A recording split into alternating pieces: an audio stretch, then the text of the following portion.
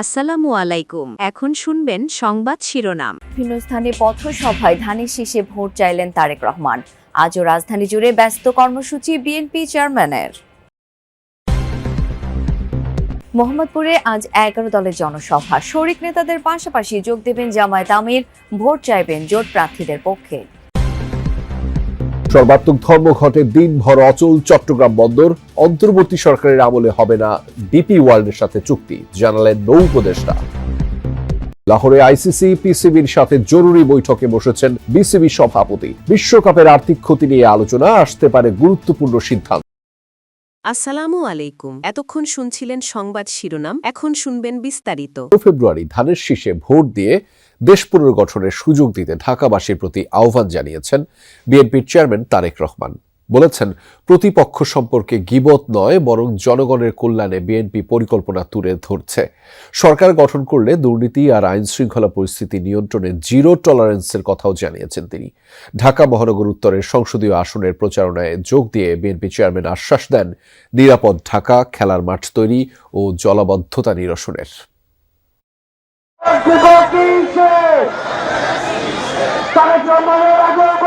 12 ফেব্রুয়ারি নির্বাচনের কাউন্টডাউন শুরু। দেশের নানা প্রান্তে নির্বাচনী প্রচারণা শেষে এবার ঢাকার পথে পথে তারেক রহমান। ঢাকায় 2 দিনের প্রচারণার প্রথম দিনে বিএনপি চেয়ারম্যান মহানগর উত্তরের সংসদীয় আসনগুলো চষে বেড়ান।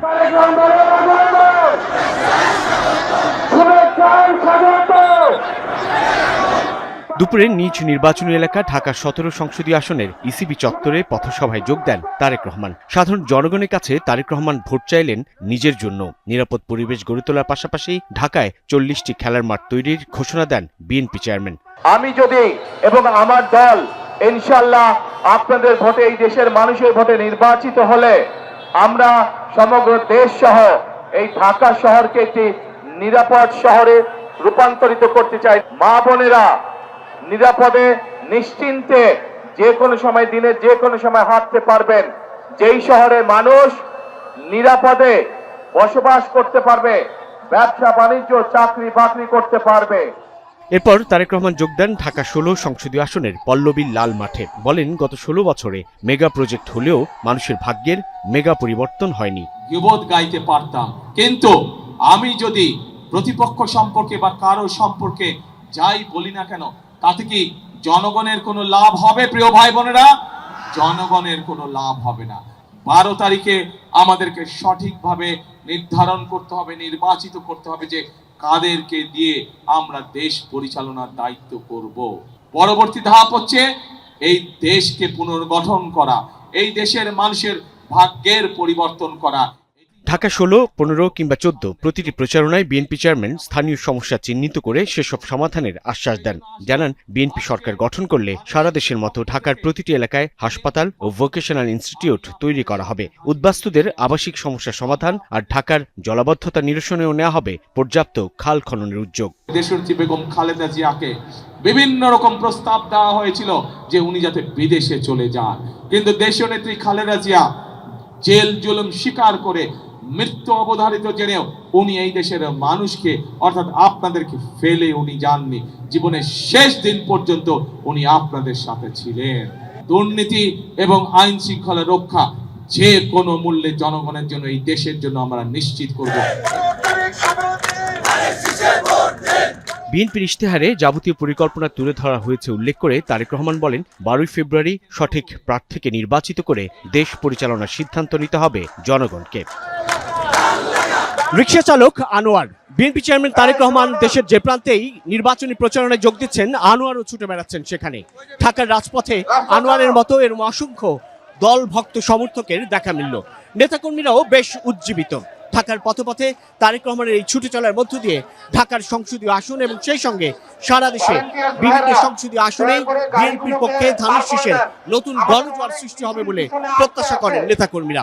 তারা বলছেন, সাধারণ মানুষও ত্রয়োদশ জাতীয় সংসদ নির্বাচনে বিএনপিকে একটি প্রতিশ্রুতিশীল এবং দায়িত্বশীল রাজনৈতিক দল হিসেবে ধানের শীষে ভোট দিয়ে নিরঙ্কুশ জয় নিশ্চিত করবে।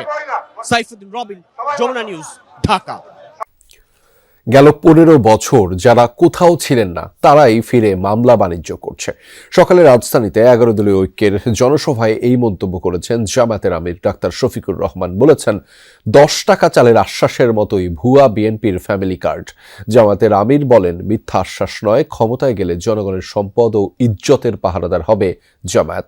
মন্ত্রী হিসেবে নাহিদ ইসলামকে দায়িত্ব দেওয়ার প্রতিশ্রুতিও দেন তিনি।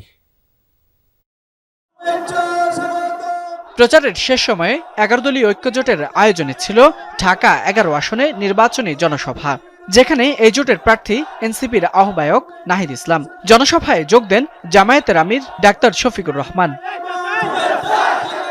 সকাল 9টার পর বাড্ডার ডিআইটি প্রজেক্ট খেলার মাঠে শুরু হয় কর্মসূচি। নির্ধারিত সময়ের আগেই কানায় কানায় পূর্ণ জনসভাস্থল। নারীদের উপস্থিতিও ছিল চোখে পড়ার মতো। সভায় বক্তব্য রাখেন শরীফ ওসমান হাদির বোন। দেশের জন্য আর কোনো হাদিকে যেন জীবন দিতে না হয় সে আহ্বান জানান তিনি।